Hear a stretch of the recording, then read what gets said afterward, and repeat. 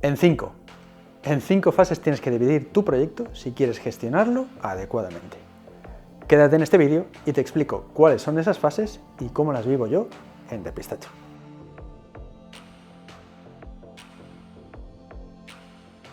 Si ya has visto los vídeos anteriores, quizá te estés empezando a dar cuenta de que ya hemos tocado 3 de las 5 partes totales en las que debemos dividir la gestión de un proyecto. O al menos eso es lo que dice el PMI, el Project Management Institute, que es un organismo de referencia en todo el tema de gestión de proyectos a nivel mundial. Tranquilidad, porque no pretendo soltar ningún rollo teórico que os sirva para sacaros la certificación del PMP o cualquier cosa de estas. El objetivo de este vídeo es más bien el de traducir eso de una forma más práctica y de ver cómo lo estoy llevando yo en un proyecto real como Depistacho. Dejadme antes de nada hacer un pequeño disclaimer. Y sí, disclaimer también es un anglicismo. Y es que voy a utilizar más de uno durante este vídeo, como por ejemplo lo que os he dicho antes de PMI, de Project Management Institute. Pero necesito hacerlo así porque a veces las traducciones son un poco raras, o más que sean raras, se hacen diferente en diferentes países. De tal manera que si veis este vídeo en España, pues igual el Project Charter se ha traducido de una manera y en México se ha traducido de otra. De esta manera os lo digo en inglés y así ya sabemos a qué nos estamos refiriendo. Bueno, pues vamos allá. Según el PMI, hay 5 fases de las cuales todo proyecto tiene que constar.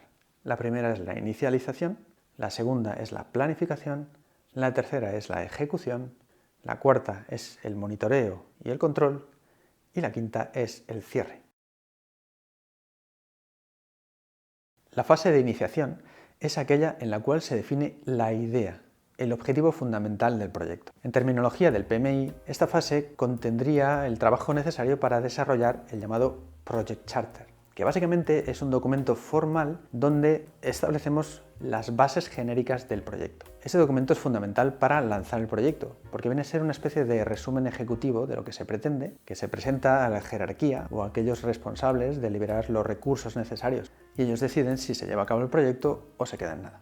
Si habéis visto los vídeos anteriores de esta serie, esto coincide con la fase de desarrollo de la idea de negocio. Debo decir que en nuestro caso no hubo un Project Charter como tal. Esto es algo muy establecido en las grandes empresas, donde se presenta una idea y el responsable último de liberar los recursos pues decide si esa idea se lleva a cabo o no en base a la estrategia general de la empresa. Claro, en nuestro caso es diferente, nosotros para empezar somos 2 y es una idea que nace de forma común y también somos los que decidimos si se liberan los recursos o no, por lo cual ya nos autoconvencemos a nosotros mismos. Y es verdad que formalmente no hay un Project Charter, pero también es cierto que este Project Charter viene a estar más o menos integrado en el documento que empieza a crearse en la fase número 2, que es la fase de planificación. De la fase de planificación también hemos hablado realmente en los vídeos anteriores, y esto coincide más ya con lo que llamamos el plan de negocio, que en los vídeos de antes habréis visto que os hablaba de desarrollar el plan de negocio, de un poquito algunos detalles de aquí, de detalles de allá, del diagrama de Gantt. Bueno, dejadme que organice un poco todo esto de una forma un poquito más estructurada y que os dé un par de pinceladas que creo que son fundamentales de cómo gestionar o de qué cosas hay que tener en cuenta en esta fase de planificación. Para resumir un poco, lo que voy a hacer es tocar 5 puntos en esta fase, que ya os digo que van a ser importantes también para las siguientes fases, pero los presento aquí. El primero es el Work Breakdown Structure, que viene a ser como un desglose del proyecto. Ahora os lo explico. También quiero hablar de lo que sería la planificación de calendarios o el scheduling, los costes, la comunicación y la gestión de riesgos. ¿Qué es el Work Breakdown Structure? O Project Breakdown Structure o Product Breakdown Structure. Depende, a veces lo llaman de diferentes maneras, pero viene a ser siempre lo mismo, solo en función de si nos enfocamos a proyecto o nos enfocamos a producto. Bueno, básicamente el WBS, que es como lo llaman así, el WBS, viene a ser una estructuración jerárquica de todas las actividades de un proyecto subdividida en niveles, de tal manera que en el nivel superior está la forma más general del proyecto y a medida que vamos bajando aumentamos el nivel de definición de cada una de esas tareas. En Depistacho, el objetivo fundamental podríamos reducirlo como crear una pastelería personalizada en Mataró.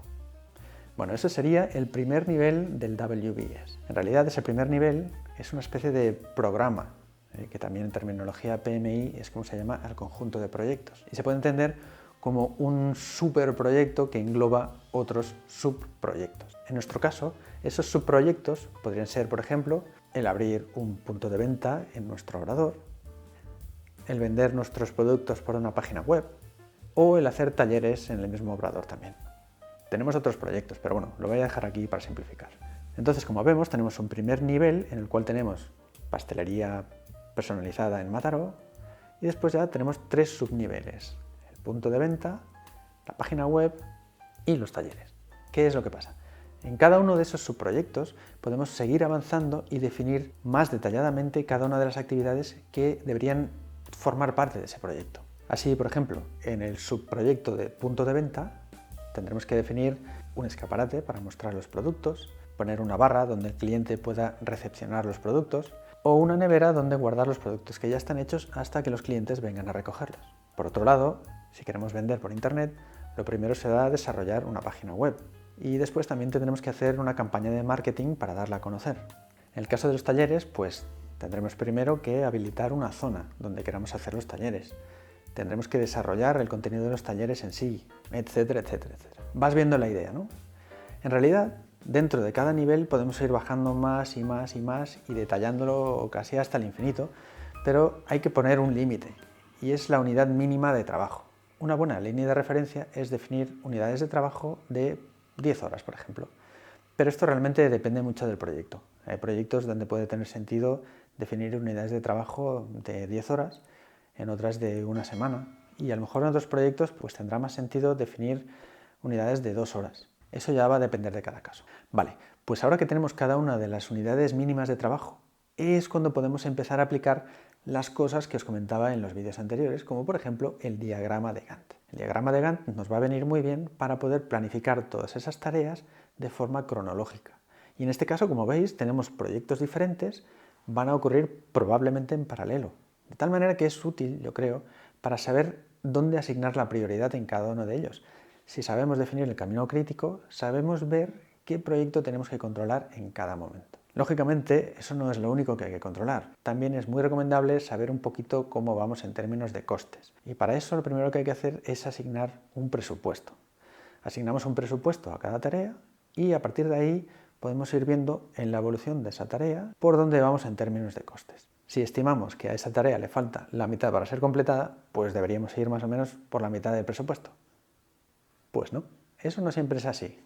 Hay veces en las que tenemos un presupuesto de 100 y nos tenemos que gastar 90 el primer día y realmente a lo mejor la tarea en sí dura 2 meses. Pero es importante tener un presupuesto para cada actividad, como mínimo para cada bloque de actividades, porque si no sí que es muy fácil que la cosa ahí se vaya de madre.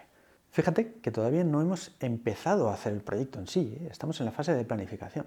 Y aquí quiero comentar un par de cosas más que creo que son importantes. Por un lado está el factor comunicación. Es importante atribuirle una importancia suficiente a la comunicación, porque pensad que un proyecto en sí solo tiene sentido si llega a la gente. Pero no solo si llega a nuestro cliente, sino también si llega a nuestros socios o a nuestros empleados o a quien quiera que esté involucrado en ese proyecto de una forma o de otra. Si estáis en una empresa y tenéis que defender un proyecto a vuestro jefe, pues seguramente conviene mantenerle informado con suficiente detalle, pero no abrumarle con demasiados detalles, porque puede hacerle entrar un poco en un modo de caos que no va a ser bueno para el proyecto. Si es a un cliente que ya ha soltado el dinero, pues probablemente la forma de comunicar sea distinta. Estará más interesado en los detalles, en ver cuáles son los entregables que le estamos dando por ese dinero inicial. Esto, una vez más, es una reflexión un poco a nivel corporativo general. Pero en nuestro caso particular, la gestión de la comunicación más importante que hemos tenido que hacer hasta aquí ha sido entre nosotros dos, entre Sonia y yo, que somos los socios del negocio. Definir cómo comunicarse es más importante de lo que parece y es algo que se da por supuesto, pero no es así, ¿eh? No siempre está tan claro. ¿Qué significa saber cómo comunicarse? De entrada debería estar claro que hay que mantener el respeto en las formas siempre. Pero no solo eso, sino, por ejemplo, definir cada cuánto nos vamos a reunir o en qué contexto para tratar de qué cosas. Una vez hayamos aclarado cómo nos comunicamos con nuestro socio, es decir, a nivel interno, pues entonces nos preocupamos de cómo nos comunicamos a nivel externo.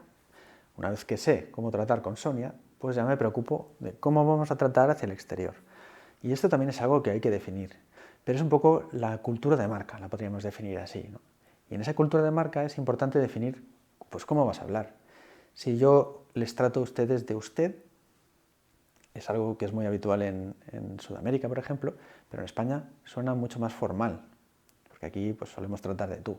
Si nuestros mensajes se elaboran con una complejidad semántica muy elevada, o si hablamos claro para que nos entienda todo el mundo. Todas esas cosas hay que definirlas a nivel estructural, a nivel de empresa. Y hay que definirlo desde el principio, porque realmente permean a toda la empresa en sí, permean a todos los proyectos de la empresa. Vale, y ya para cerrar la planificación está la gestión de riesgos. Por gestión de riesgos me refiero a realizar un proceso de concienciación de cuáles son los riesgos que tiene un proyecto. Ese proceso de concienciación pasa primero por una fase de identificación de los riesgos y de una definición apropiada de cada uno de los riesgos y luego de evaluación, que viene a ser fundamentalmente cuál es la probabilidad de que pase el riesgo, de que ocurra ese suceso, que está evaluando el riesgo, y en caso de que ocurra, cuál es el impacto que puede tener en nuestro proyecto. Con esas dos pautas de probabilidad de impacto puedes definir la severidad del riesgo. Cada riesgo, en función de su severidad, se debe tratar de una manera o de otra. Los riesgos con mayor severidad deberían tener un plan de acción para tratar de evitarlos, o al menos para saber qué es lo que vamos a hacer si finalmente el riesgo pasa. A grosso modo, esa es la gestión de riesgos según lo que dice el PMI. Hay trabajos que se dedican exclusivamente a la gestión de riesgos en las empresas. De hecho, yo mismo he trabajado en ello durante varios años. Pero tengo que haceros una confesión, y es que, entendiendo lo importante que es, nosotros no tenemos un registro de riesgos. Y probablemente es algo que tengamos que hacer. Bueno, pues yo creo que por hoy ya os he dado bastante la paliza. Vamos a dejar este vídeo aquí y continuaremos en el siguiente a partir de la fase 3, que es la de ejecución. Si os gusta mi contenido, os agradecería mucho que le deis un like y que os suscribáis. Nos vemos en el siguiente vídeo y yo mientras tanto haré el registro de riesgos.